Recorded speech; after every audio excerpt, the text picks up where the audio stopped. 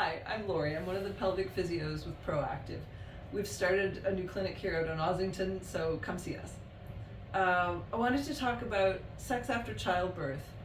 I did video number 1 on what to expect, but what if it's not working? What if it's been more than 6 weeks, you've used the lube, you've done all the things, good foreplay, and it's still just too painful? Either your partner's tried to insert and can't, or insertion in any kind of fun really just hurts too much. Okay, 2 things are going on probably. Either you've got scar tissue there that just needs a little bit of massage, a little bit of stretching and work, or you've got muscles in this. So scar tissue is going to be right in the vulva, right at the base of the vagina is typical. That's where tearing mostly happens, that's where episiotomies happen, and sometimes it just needs a little bit of TLC.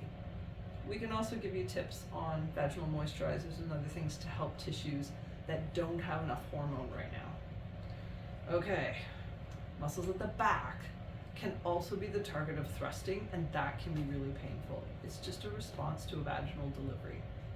So we'll help you sort out which one is the problem, occasionally both, and then we'll help you work with it.